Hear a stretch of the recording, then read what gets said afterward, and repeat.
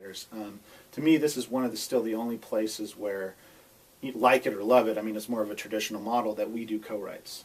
We actually sit down and I will say, here's an idea, and you and I will write a song.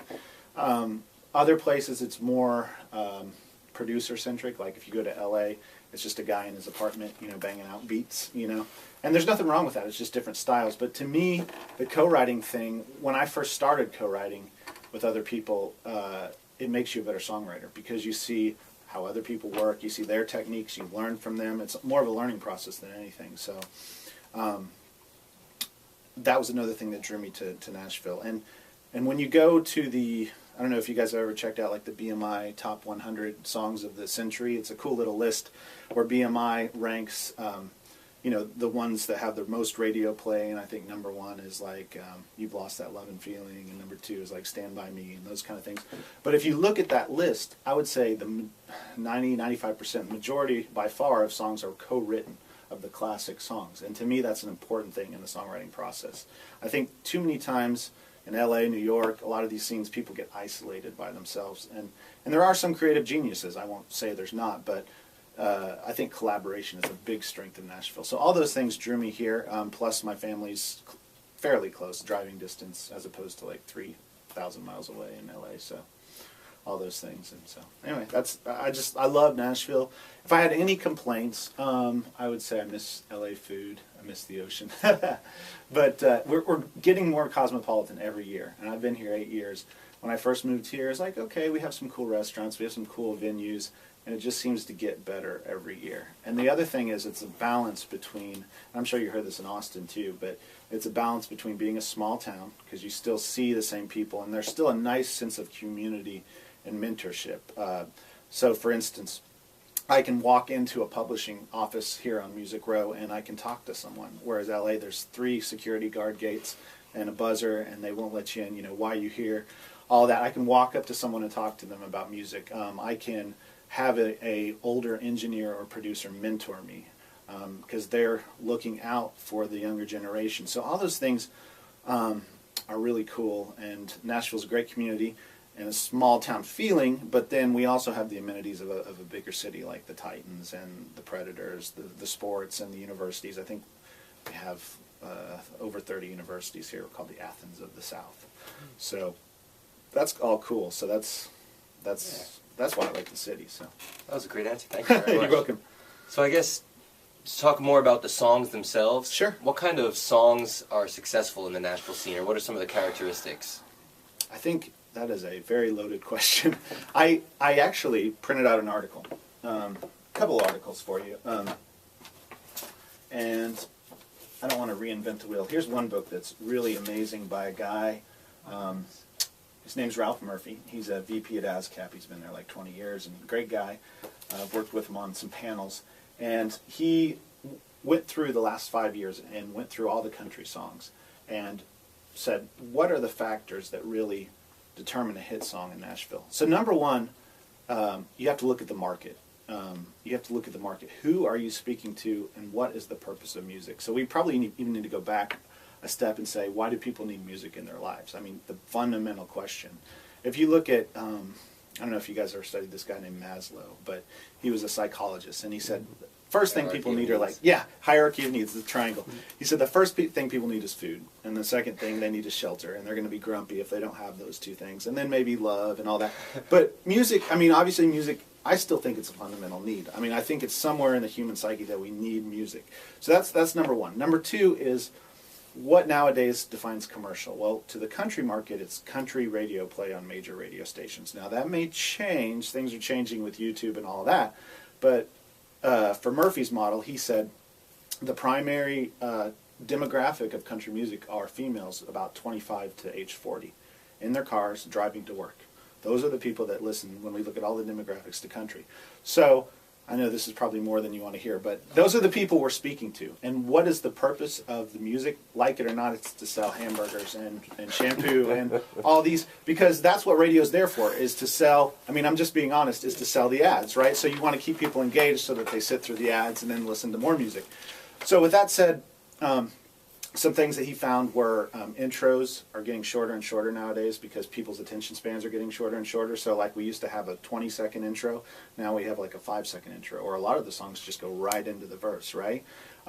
You want to speak to the female listener, so you don't want to say, hey baby, you know, you're fat and, you know, you're not pretty and all this stuff. You want something that empowers the female listener and makes them say, okay, it's going to be a good day when they're all grumpy driving to work. And I think there's a show called Pensato's Place. Dave Pensato puts it perfectly. He said, our job as music creators is to give people 3 minutes of joy in their life, right? Or entertainers, where they might be grumpy and they might not want to go to work and they might spill their coffee on them, but we got to give people joy.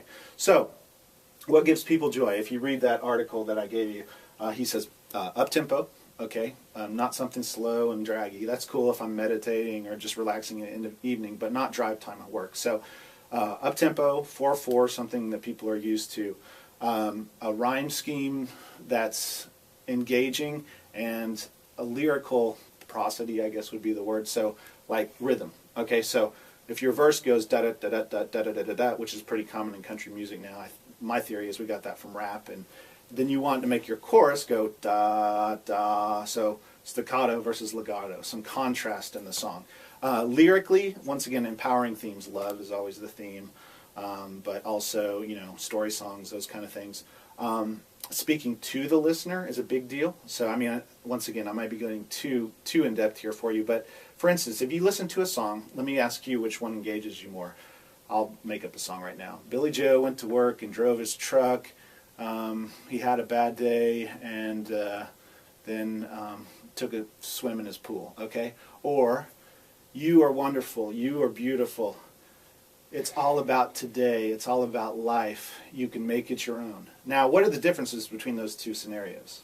One is a story about someone else, you could care less, right? About what they did in their day. The second one is talking to you as the listener and using positive images.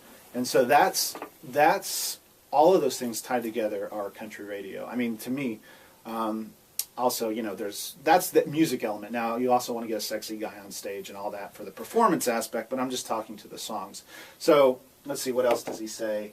A conversational type of lyric, that's really important. So, once again, if I'm sitting, I always think in my mind, if I'm sitting next to you in a bar, you know, I would say, hey, Eric, you know, my day is pretty good. A lot of things are going on. You know, that's conversational, as opposed to a lot of things are happening in my life right now. I wouldn't say something like that. That's very formal. So country is conversational. And the last thing with country I would say is it's a lot of lyric images. So once again, you listen to country and I might say, this is a brown floor, okay, in a pop song. Or I might not even describe the floor in a pop song. But in country I'm going to say, this is a brown floor with black speckles and there's some stains on it, like the stains of my heart, you know, when you broke it. Very specific little images, you know, describing things. So those are, you'll see that in country more than you will pop as far as the songwriting. Now, with that said, that's country. Pop is a whole nother beast. And I did a research study. I'll just leave you with this. It's a big, long list of stuff. It's not published yet, but you guys are welcome to quote it, where I analyzed Billboard hits for basically April 2012 through April 2013. I took all the Billboard top Hot 100, they call it, charts. So they get Hot 100 from CD sales, and there's a bunch of calculations that go into it. Radio play, Spotify now, YouTube streams. And they say, what are the most popular songs? So I analyzed those songs, and what I found was, this is pop though, this isn't country. You got to write a song with a very short intro or no intro. Okay, so you get right into it. I got a feeling, the chorus is right there on the first, engages people, right? They have a short attention span. Beginning the song with the chorus. Most of the songs on the last year in pop or rock were a danceable type of tempo. So once again, that up-tempo with electronic dance elements, electronic dance music, right? I mean, you look at most of them, and whether it be Christina Aguilera or Pitbull or whoever, it has an electronic dance element to it. We already talked about this. Write your lyrics from a narrator's point of view. Let's see. This is interesting. use the song title in the song several times. So if the song title is, I don't know, give me a song title. I don't know. The wide world's a calling. Okay, the wide world's a calling. All right. So you want to say that in the beginning, and then you want to throw it in the verse, and then you want to say it about 15 other times in the chorus. When I counted most of these songs, it's almost subliminal, but a lot of them say it 30 or 40 times. Let me give you an example. With or Without You by the U2, I think they say it like 45 times. With or without you, with or without you, or Every Breath You Take by Sting. So he doesn't say every breath you take several times, but he says every move you make, every da-da-da, every da-da-da, every da-da-da. And he says it probably, once again, 40 or 50 times. So using that title, why is that important in today's songwriting? Because people need to remember the hook so that they can go find it on Spotify and buy it. Okay? So that's an important thing. I mean, they could also use Shazam, but I don't know how many listeners actually have Shazam on their phones. I mean, that's the newest thing. You actually want to make sure that you're registered with Shazam. And the interesting thing is, you want to make sure your hook is what the song title is, too. That's another whole interesting thing, too, because if your hook isn't the song title, people can't go out and find it. If you say, you've lost that loving feeling, but then the title of the song is Your Love, you're not going to go find it, Another thing, and I'll stop here in just a second, I promise, don't be afraid to feature more than one artist on your track. That's a really big thing with Billboard Top 100 now, where you look at it, it's Christina Aguilera featuring Pitbull, or da-da-da-da featuring da-da-da-da. 2 or 3 different artists on it. Why? Because you're trying to take fans from different genres and make them all buy the song. It's a crossover thing. So anyway, you can read that article, but that's more pop. Now, country's a little bit different, but we share some similarities. So all of those make a hit song. And then, of course, commerciality would be a word. So it's a tricky subject because I consider Crazy, which was recorded here, a great song. But if someone tried to cut Crazy on country radio today, it probably wouldn't make it. So the question is, what is a great song? A great song is in the context of the time frame as well when it's written, So, so anyway. But Darius Rucker just cut Wagon Wheel, and that was successful. So, recut it. So, anyway. So that's, to me, kind of what makes a good song and a long answer. But nice. I guess just as a quick side. Yeah. How would you break down what genres are in the Nashville music business scene? Like, oh, gosh. Is it mostly... Well, it's everything. Is everything? I would say it was primarily country, but I think that's even changing now. I mean, historically, we had country labels, right? And that was what people knew Nashville for. But now we have Kings of Leon, we have Kesha, we have, what are the guys that sing Hot Shell Ray, Tonight? We have Jack White, we have the Black Keys. So, Sheryl Crow. More eclectic. Yeah. It's definitely an indie scene. So what we're known for, historically, is being the hub of country worldwide and being the hub of CCM, contemporary Christian music / gospel. And those are definitely based in Nashville. But I think our scene is really growing. And once again, it's because we have cheap places to record the best musicians in the world that don't just play country. In fact, they love to play anything else but country. I mean, they'll go and play on a country session, but when I hire guys to come play on a indie rock session, they're really excited, so. Very cool. So all genres, Yeah, very nice. So back to a song. Could you maybe walk through the life of a song from when it's created to being pitched? Sure. And what's that process like in Nashville? Yeah. Let me grab water real quick. Sure. So creative side of things in Nashville, like I said, those songs are co-written. So I'll come in here with you, and it's usually a 3-hour session, so I'll come in here with you and I say, hey, Eric, I have this really cool hook. She got the best of me. I'm just trying to think of a recent song I wrote. So I bring in, and what does that mean to you? She got the best of me. Well, what I see in that song is a guy getting a divorce. She got the best of me. And then what we're going to do is we're going to list all the stuff she took from him. Like, she got my TV, she took my heart, she took all this stuff from me. She got the best of me, okay? So coming in with a hook, us as songwriters will write that. And it depends on what your strengths are and my strengths are. Some people might have a lyric strength. My strength is production and music and melody. Although, like I said, we get better as co-writing. I've learned a lot about writing lyrics. So I'll write with you. And typically, if we're professional songwriters, we have a product within 3 hours in Nashville. And we may need to go back and make a few tweaks, but we're pretty darn fast in Nashville. And that goes with recording sessions as well. So we write the song, and then the question is obviously what to do with it. So let's pretend we have a publishing deal. We take it to our publisher. Our publisher says, look, Eric and Dave, you guys need to tweak these couple lines, and then we're going to go ahead and demo it. So that's a huge market in Nashville as far as recording demos, right? So it's not master level, which is what we put out on radio or whatever, but it's demos. So the demo gets done. We go to a recording studio. The players record it in 45 minutes, and we get a demo singer, and they mix it all down, and it sounds great. Now we have a song. So if we have a publishing deal, it's our job. Our job is done. They're going to pitch the song to the artists. So they're going to say, this song is great for Keith Urban. I'm going to pitch it to Keith Urban's manager or his producer or his A&R and see if he likes it as well. And if those people like it, then he'll end up cutting it. Now, if we don't have a publishing deal, it's a little bit harder because we have to find ways like, hey, does your daughter go to school with Keith Urban's daughter? Okay, I'm going to pitch a song. The famous story is, Chris Christopherson drove the helicopter into Johnny Cash's yard and handed him a tape. I mean, there's all different ways in that. I mean, it's just like actors in L.A., you're someone's server and you hand them a script kind of thing. But getting a cut. So it's a little harder if you don't have a publisher. It's not impossible, but there's things like tip sheets that you can look at which artists are cutting songs. And that's another beautiful thing about Nashville is most artists still cut outside songs. Like Kenny Chesney. He doesn't have time to sit down and write a bunch of songs. He's on the road all the time. When he's not on the road, he's on his island in the Bahamas or wherever.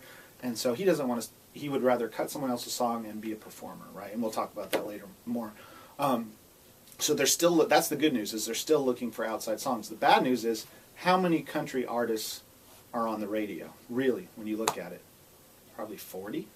So if there's 40 artists and maybe half of them are cutting an album this year, that's 20 albums times 10 songs on that album. That's only 200 outside cuts. For how many songwriters in Nashville? 60,000, 80,000? And how many of those have publishing deals that are publishers working for them? Maybe 500. So it's very discouraging in a way if you look at it that way. But I'll talk about that more later. So that would be the pitch stage. Let's say the artist decides to cut it. The artist cuts it, and as a songwriter, that's the happiest day of your life. Artist cuts my song, puts it on their album. Well, that's a whole other question. If they cut it, are they still going to put it on their album? Sometimes the record label hears the production and says, we don't want this on the album, it doesn't fit it. But let's say they cut it, put it on their album. Now the next step is, we're really, as a songwriter, relying on the record company. Are they going to do the promotion? Are they actually going to be able to put it on radio? And is radio going to be excited about it? Are they promoting the album so it sells, millions of copies? And if you look at it, as far as country, probably one album a year sells 1 million copies, So, Taylor Swift or something like that. But not many sell 1 million copies. So, at that point, you're happy, you're out, your thing got cut, you're in the hands of the record company, and then you're also at the mercy of the artist. Did the artist interpret your song correctly? If they, you can have an amazing song like Crazy, but if I don't have Patsy Cline sing it, if I have some guy that goes crazy, crazy, there's, you're like, as a songwriter, what happened to my song? And so that's unfortunate, and there's a lot of stories of that as well. Songwriters getting it cut as the wrong artist, but maybe 5 years later someone else hears that and goes, hey, that's a good song. I recognized a good song. I'm going to go recut it, and then it makes history, So anyway, so then after that, as a songwriter, it's kind of out of your hands. If other people decide to cut it, like Bob Dylan, that it's a great song, we're going to cut it, and then just like longevity, 30, 40 years, like you said, until it goes into public domain, and then you're not making any money. But the life of a copyright, that's the one good thing about living in the United States. Life of a copyright is 75 years. Or no, it's your lifetime plus 75 years. So, I mean, you're taking care of like 3 generations of your family with a song, and then it goes public domain. So, but if you have a successful song. So once again, you look at statistics, it's going to be pretty darn hard to get that cut with the artist. So here's the other thing that's happening in Nashville. Artists are wising up to the fact that the money's in songwriting. So even if they're not a songwriter, I mean, this is not a new trend. Elvis did this as well. Madonna's done it. I change one word and I get 50% of the song. But they realize the money is in songwriting, because are they making money on album sales anymore? No, because everyone's stealing the album. They used to make money on album sales, so they say, well, I'm a songwriter now, and they call themselves a songwriter. And so they'll go into a writing session, and the songwriter will do most of the work, and then they'll put it on the album. But it's a fair trade. I mean, they get the song on the artist's album, and they sell a lot of copies. But the artist is 50% songwriter, let's say. That's a really common trend in Nashville nowadays. But what it does is it takes those 200 songs that were outside cuts, and now shrinks them down to maybe 50 songs that were outside cuts. So you're 80,000 songwriters in Nashville struggling for 50 placements a year. I mean, it's pretty competitive. So what I tell my students is, think outside the Nashville paradigm. There's so many places, going back to our original question, what is the purpose of music? Music's everywhere. There's music in supermarkets, there's music on film and television, there's music, when you go to a restaurant, any of those things. Focus on other markets. Don't make your sole objective, like, if I don't get that Faith Hill cut, I'm nothing, because you could spend your whole life, unless you live next door to Faith Hill and you end up cleaning her pool and she says we should write a song together and all that. But what are the chances of that happening, you know? So anyway, I don't know if I went off on a tangent. But I'm loving this. Cool. I'm learning a lot. Cool.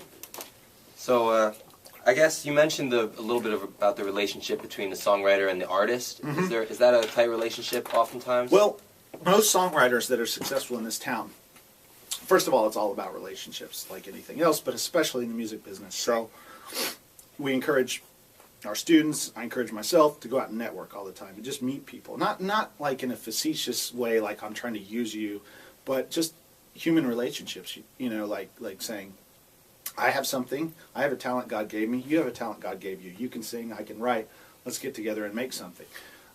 So most smart songwriters that's what they're doing. They're finding up-and-coming artists. Like, for instance, there's a gal named Liz Rose, and she found a little 18-year-old named Taylor Swift.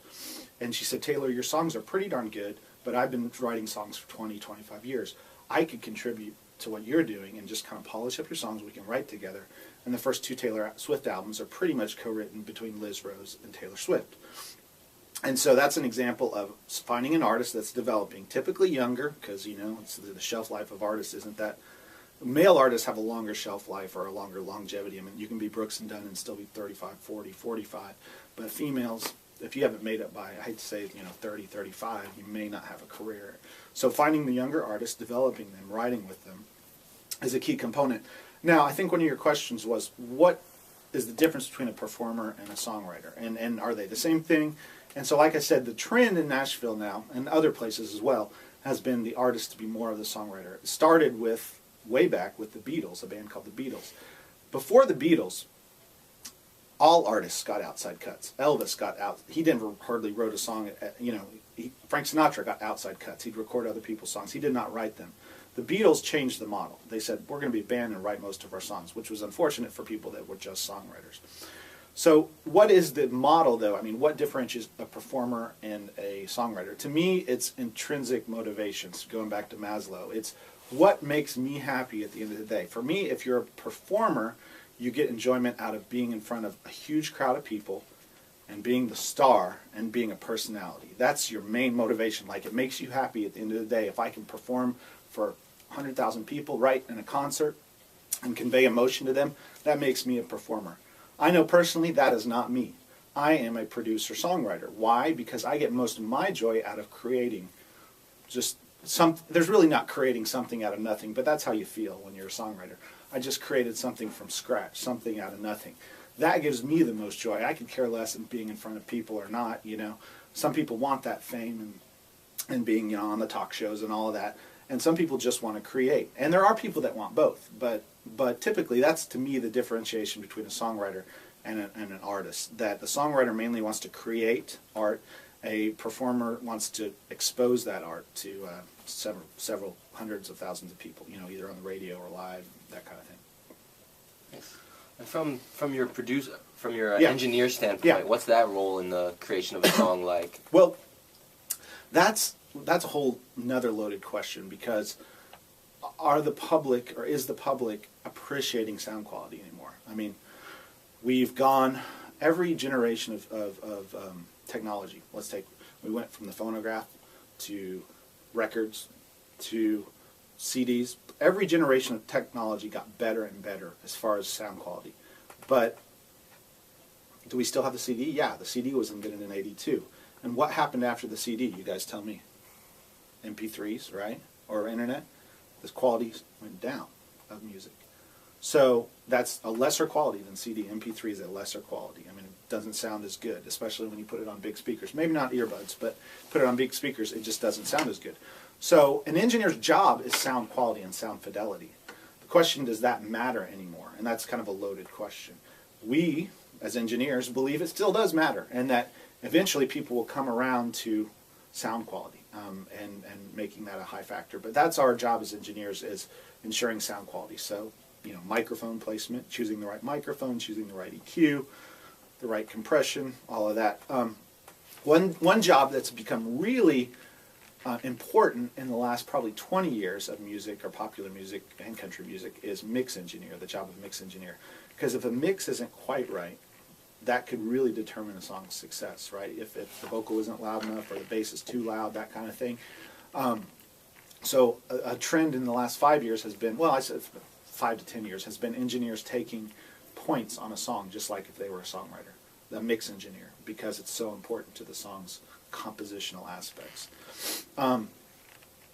So with that said, an engineer, like I said, primary job is to identify sound quality and ensure sound quality. With a producer, their job is to make a commercial product. So it's a little bit different. They will use the engineer, if they're not the engineer, as an employee, and say, we need a good sound quality, but we also need a good song, and we need good players. And so it's a little bit broader as far as the producer goes. I always tell people, the engineer is like the guy at the plane that's doing all the navigation controls. The producer is the person that's saying, we're going to go from Philadelphia to New York. They set the direction. The engineer will then manipulate all the controls to make that happen, if that makes sense. Yeah, it makes great sense.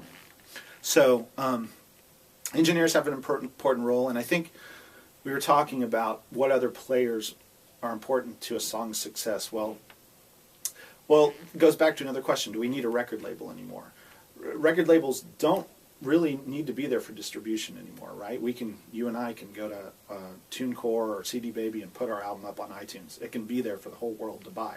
So we don't need the record label anymore. But we do need a record label for that aspect. We do need a record label for marketing and promotion, because we're probably not going to get ourselves on Jimmy Kimmel or get a big, one page in the New York Times. So publicity, marketing, big billboards. And we need them, excuse me, for funding, for them to say, well, here's $500,000 to make a record and a video and all of that. So within the record company are A&R people, and they're important because they match our song as a songwriter to the artist. Okay, so they say, this song would be great for Keith Urban. Why? I keep using Keith Urban. Maybe I should use someone else. Let's say Carrie Underwood. Okay, pick someone else. This song would be great for Carrie Underwood. Why? Well, it's up-tempo, it's inspirational, it fits her life because she doesn't have kids. You really pick the song to match the artist's life to make the public think that artist wrote that song. But the artist didn't write the song, but it fits their personality so well and their image and their vibe that's the A&R person's job, is to find a song for that artist that just totally fits them. So I wouldn't give Carrie Underwood a song about tractors. It just doesn't fit her thing. But if I had a song like, Jesus Take the Wheel, which is inspirational and speaking to females about a girl with a baby in the car that goes off an icy road, that would fit her persona. And so I would give a song about tractors or trucks, especially if it's heavy rock, to Jason Aldean. So finding all these niches and matching it. Another function that's important, obviously, is radio promotion. And that's a whole other question. How do you expose songs to the public nowadays? Mainstream radio is pretty much still a thing for country music, but if you go to pop, you go to rap, I would maybe argue that YouTube is more important now than terrestrial radio. I mean, I don't know what you guys think, but, with the younger generation, that seems to be their radio station now, YouTube. Pandora, Spotify, that kind of stuff. So, and then it goes viral, and it's just a whole nother model nowadays. So, and those are things that the record company can't really control. I mean, they could get like 20 interns hyping it up with comments on YouTube, but it's not really going to go viral until the public likes it. So it's almost like in the hands of the public, which is kind of cool nowadays, I think. Yeah. So those are the functions that the record company plays: marketing, promotions on the radio, A&R, those kind of things, they still giving us money to record, still have a role. So. What are some things on the business side or the legal side that a songwriter should do to kind of ensure that they will have some success and their song won't fail? Well, once again, how do you determine success in this market? Are you talking success as your song on terrestrial radio? Are you determining success as making lots of money? So I guess two things, exposure versus money, or both. Which one are you talking about? I mean, you have to define what success is. Yeah, I mean, I guess you could talk about either one or both. Okay, so for me, personally, like I said, most of my success has been in film and television. So it's not about the money in film and television.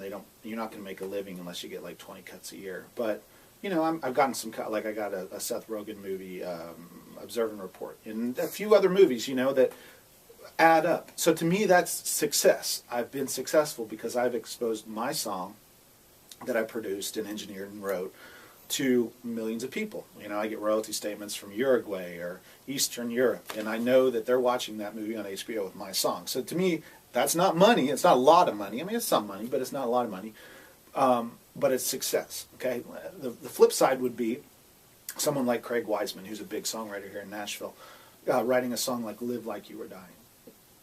He has it on terrestrial radio mainly, and Tim Nichols is the other writer on that. Terrestrial radio, so it was a big hit there. But then they also have literally spun that off into greeting cards, like end of life inspirational DVDs. I mean, anything you can think of with the theme "Live Like You Were Dying." It's a very, once again, up-tempo, inspirational song. And so let's take a song like that and break it down monetarily. I'm trying to think. So let's say, I have no idea how many albums Tim McGraw sold on that, but I think we were talking about how do you make money on songs. Well, you have two primary things are mechanical royalties, which involve selling a CD. Once you sell a CD, if you and I are the songwriters, we get 9.1 cents per every CD that's sold for that one song. Doesn't seem like a lot, and it really isn't a lot, but that's the royalty rate set by Congress, and it goes up every 5-10 years to maybe another couple 0.3 cents, but it's usually around 9 cents, so 9.1 cents. So if Tim McGraw sells 1 million copies of his album, and we have one cut, "Live Like You Were Dying," on that album, we would get 9.1 cents, which would be what, $91,000. But we co-wrote the song, right? So that down the middle. So we would get 45.5 each. But then we have a publisher, because we probably had to have the publisher to get the cut. Publisher's going to take 50%. So really, you and I are only making 22 grand each on that 1 million selling record. That's mechanical. So you can see why it's not a full-time living for writing a huge song like that. You sold 1 million copies and all you're making is 22 grand. Not a lot. You know, I could work in an office and make more than that. So the other income comes from performing royalties. So "Live Like You Were Dying" is on the radio. So it's on the radio in every country. So that's BMI, ASCAP, CSAC. They collect those royalties. So maybe for "Live Like You Were Dying," they probably made, you and I wrote the song, $500,000 total. Let's say it's about 1 cent or a little over per radio play, which is, once again, not a lot. But if you add up all those pennies, maybe $500,000 for the life of the song. So we split it with our publisher. That leaves us with $250, $125 each. So we've so far only made about 150 grand off that song. But then spin it off into ringtones, and maybe it got in a movie and a TV show. So then we start making a little bit more money. So you add up all of these income streams. Pandora, every time you play a song on Pandora or Spotify, you have to play the whole song. And you guys want to guess how much money the songwriter gets? You got to play through the whole song just to even get the royalty. It's 0.5 cents, so it's half a cent. So all those things, they trickle in, they add up, and that's the job of a PRO to put all that stuff together. So that's why we signed up with ASCAP BMI. ASCAP BMI CSAC won't do anything for you if you don't have any cuts, you know. But if you start getting some action, or your song's played on this dinky college radio station, they might be able to get a few pennies for you here, pennies for you there. So that would be an example of exposure success and monetary success. "Live Like You." Nashville also has rap. We call it Cashville. So if you guys have Young Buck and all of that. I would encourage you guys to go out and see some songwriting. Have you guys gone out to any open mics? Yeah, we went to like the Bluebird last Monday. Yeah. I signed up, but I didn't get chosen, so I can go back and perform sometime. Bluebirds, and a lot of people think, well, if I just play at this venue, people are going to discover me. No, that's not the publishers don't come out to venues unless you're already kind of successful, and they might want to sign you. But the beautiful thing about songwriters playing around Nashville is it's that creative community. You might be playing at the Bluebird, and I may be in the audience, and I say, I kind of like what Eric's doing. I'm going to go up to him after the show and ask him if he wants to co-write. Or I could use his voice on this project that I'm doing. So it's like that whole community building. And we have probably any given night 15, 20 rounds or open mics for songwriters. So that's, to me, more songwriting thing. And you get experience performing your songs as well. Which comes down to a whole nother thing with Nashville, is that let's say you just write songs. Let's say you're Bob Dylan, Eric, and you have this awful voice. I don't know. I mean, just, but let's say you write amazing songs like "Knock on Heaven's Door" and all these songs, "Lay Lady Lay" and Bob Dylan songs. Don't think twice. Amazing songwriter, bad voice. I'm not going to sign you to a publishing deal nowadays. And you might go, well, why not? Why wouldn't a publisher sign me? Because the only thing publishers are looking for nowadays, at least in Nashville, are mainly performing songwriters. So it goes back to your question earlier. Why would they want to be looking for a songwriter that can not only write songs but has a good voice? Do you guys? Less person to pay. One less person to pay, maybe for the demo. Sure, I can buy that because they can sing the demo. But the trick here is they want to develop you into an artist. They don't say that, but they want to develop you into an artist and sell you to a record company. Why? Because then they own all the songs on your album that you wrote, and then you're a successful artist. So the trend we're seeing is, in Nashville, what they used to do is sign you as an artist and develop you. No longer. They want you to come in with all these songs that are real slick. They're already written. They package them. They sell you to the record label, and then they have publishing on all that. So it's interesting, all the trends we're going through. But like I said, out of all of the thousands of songwriters, we probably only have, I said 500, but I'm going to take it even down more, 300 staff writer jobs for all of these companies on Music Row, where you're actually on the dole. And the dole isn't much for writing songs professionally with a publishing company. So is there a lot of overturn in those spots, or is it? They'll put a little bit of time into you, a year or two. But if you're not getting a cut by 2 or 3 years, because there's a lot of other people waiting at the door. So the trick there, if you get a publishing deal, which is hard to begin with, you want to try to find those people that have already had hits. Because those people are going to be more receptive. Like if I go to Carrie Underwood and I say, well, I've written 10 #1 hits, they're probably going to look at your song and really consider it more than just someone that's unknown. So if I go and I see you at a meeting and I say, you want to co-write, Eric?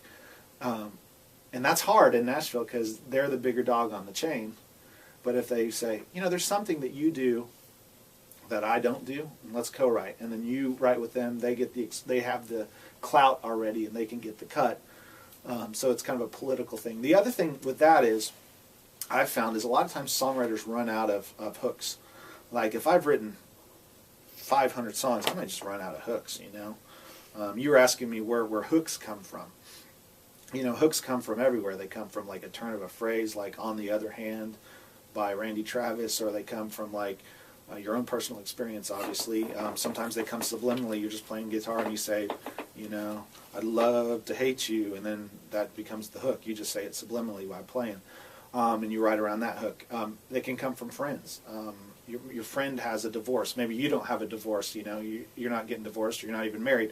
You can use their situation as a theme for the song or a hook. So, but a lot of times these songwriters will run out of hooks. So what I find fascinating is that if you're a lower songwriter on the totem pole, but I can come to you as a successful songwriter and go, man, I have this really cool hook no one's ever thought about. Okay, it's called, I'm trying to think of a cool hook no one's thought. I placed pretty high. I won first place in the John Lennon songwriting contest with a song called Beatles Without John. Obviously, it's kind of a shoe-in for the John Lennon contest. But the whole thing with the song was, me without you is like the Beatles without John. And we used all of these Beatles hooks and tied it into Paul, Ringo, and blah, blah, blah. And it's like, a hook like that is so off the wall that you as an established songwriter might say, that's kind of a cool thing. I'd like to write with you so we can flesh out that hook. so it's all politics like anything else. So, but yeah, if you don't get a cut as a staff writer in the first 2 or 3 years, they're probably going to pass on you, and you have to get another desk job. So, So a lot of the songs start with the hook. Yeah. That's what I'm kind of getting. In Nashville, now with R&B and pop nowadays, it starts with the track. I make the beat, that's what all the students call it, the beat, but it's actually the music bed or the track. I come to you, you're Neo, you sing over it. We may write some lyrics together, and then we both take 50%. So in pop, a lot of times it starts with the track. And there's people in pop called top liners, that's just their job as songwriters. Maybe they're not the artist. So I'm the producer, I'll do the track, I'll send it to you, you write the melody and the lyric, and we share it. And we share the copyright. The top liners. So it should be a band, top liners. Anyway. But let's see, I'm going to just make sure that we covered everything, because we talked about that. We talked about what a music publisher does. And I told you that a music publisher, typically in Nashville, the deal is 50-50. So they'll take 50%, you get 50%. If you get more clout, you move into something called a co-pub deal, where you take 75%, they take 25%. You got to have some clout to do that. And then finally, if you get so big, like a Craig Wiseman or a Jeffrey Steele, which are big writers in Nashville, you only need the publishing company to do just to collect the royalties for you. That's called an administration deal, and that's an 85-15 deal. They only take 15% to collect all the royalties worldwide, because you already have the clout. You don't need them to pitch your songs anymore, that kind of thing. And did we talk about... there's so much to talk about as far as how the music business is changing. We've talked about most of that. I know you're focusing on songs, so... Honestly, anything. I think this is all very interesting. If there's anything you just want to go on tangents, I have to listen. Well, no, I think you probably learned all the stuff in the music business program, but music business is changing. Obviously, from the engineering side, I was talking about fidelity. Fidelity has got a lot worse. The public's... It's a quantity over quality. Like, I have 100 MP3s, and that's better than having one good quality. But I'm hoping that'll change with bandwidth. As bandwidth, when I say bandwidth, I'm talking about internet speed. Bandwidth gets bigger. We will be able to transfer WAV files or larger file sizes. The public will get used to higher fidelity. I think another trend is obviously live performance. We have to look at all the things that stealing music, because piracy is still the biggest issue with us. We're losing 80 to 90% of the revenues we could be making. So from 15 years ago, we're only making 10 to 15% of what we used to make, basically. So that's really bad news. But the good news is that because people are stealing this music and listening to it, there are more people than ever are going to live shows. So a lot of our students here at Belmont are getting more jobs as live engineers. Why? Because there's more concerts and live things than ever, because people are going. So how does the artist make money now? Not from album sales. The album is just basically a billboard, because people are going to steal it, pretty much. They're making money from people going to their live shows and buying their t-shirts and buying their cookbooks and all this other stuff, that the song is there to promote their brand. So it's strange, like the song is actually the advertisement for the artist's brand now, and the artist could have other things like Budweiser or whatever tied to their brand that sells their brand, So when you think of any artist, you think, if they're a successful artist, you think of them being a brand. Kenny Chesney, I think of tiki bars and tropical things and drinks and country music, and there may be a lot of other things, but I don't think about Kenny Chesney a lot. But anyway, you think of a certain image, and that's what an artist wants. They want a niche. They want you to think about them and know them for a certain thing. What other trends? Obviously, you guys know this from music business, that everything's going back to the entrepreneurial model, the DIY. So I said we still need labels, but most people don't have labels, and most people don't have publishing deals, and you probably saw this in Austin. There ain't a lot of labels in Austin, maybe a lot of indie labels. So everything now is in-house. So you look at the way it used to be in the 50s and 60s. We had Stax, we had Motown, and Motown was just a house on a street in Detroit. But what did they do? They had a recording studio. They had the record label in there, so they did everything from record the song, to promote the song, to distribute the song, and that's exactly where we are nowadays. You see all these houses on Music Row, all of those are little Motowns. They can record really cheaply with Pro Tools, right? They can find the songwriters, they can put it up on iTunes. They're all in one little model, that record company, or publishing company, record company, studio, all in one thing, and we're going back to that model. we're going back to a singles market. You know that with iTunes. No one has time to listen to a full album anymore, so it's just about the singles. So the question as a songwriter is, not as a songwriter, mainly as an artist, should I do an album with, the way it used to be is at Pink Floyd, I would do a concept LP, 12 or 14 songs all with the same theme, or should I do 14 songs that are all singles? I would say the latter probably as a producer, because you're going to have more success of selling each of those 14 songs as singles on iTunes. And so make them different, but make them all hits, What else are we doing? International markets, India, China, we need to think about those, developing those artists. So far in the last 100 years of recorded music, we've been selling our stuff to them. But now it's time probably for them to sell their stuff to us. You look at Psy and some of these artists that's happening with. So that's an emerging market. Distance collaboration is a whole nother deal, where I'm a producer in Nashville.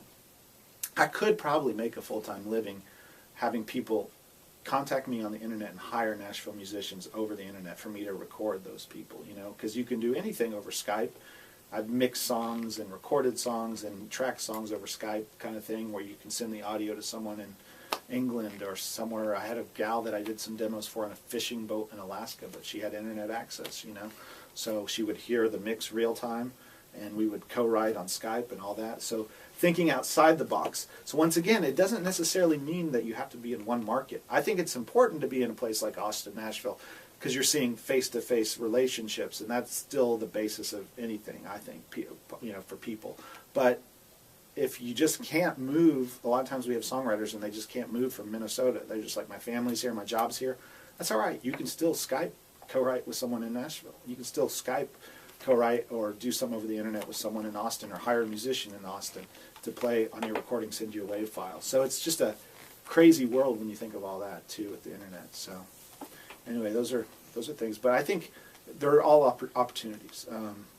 We have to treat them that way. If we kind of just sit and complain all the time, like when people are stealing our music, that's not the way to be. We have to think of, okay, the positive side of this, it means more people than ever have computers that they can download music easily on. So if we can reach those people, that's the upside. Even though they're stealing the music, maybe they'll buy something else from us on the internet. So, you just got to think outside the box and think that there's a whole world out there that needs music. So anyway, so you guys, any other questions about Nashville? You guys got any questions? That was great. Cool. Yeah. Cool. Yeah, Awesome. That really was. Well, I will send you. One guy I think you should try to talk to if you're focusing on songs is Bart Herbison over at NSAI. And NSAI is Nashville Songwriters. They're an organization going back to the community that just gives songwriters feedback on their songs, does events for songwriters, and he's the guy that goes and lobbies Congress about like songwriters need to make more money kind of thing. And he's an attorney, but he's over there. He's head of NSAI. I think you guys should go talk to him if you have time. There's so many good people to talk to, but you might just have the best success here in Nashville if you guys literally leave here and just start walking down Music Row. I know that sounds wacky, but people are really receptive here. You could just walk down the row and you see a publisher you want to talk to. I would say they'll probably talk to you if you say, I just want to come in and talk to you for 15 minutes. So you might want to just try that now, so. Anyway. That sounds fun. Cool. I wish you guys luck. So. Yeah, thank you. Cool. Nice to meet you. Yeah, definitely.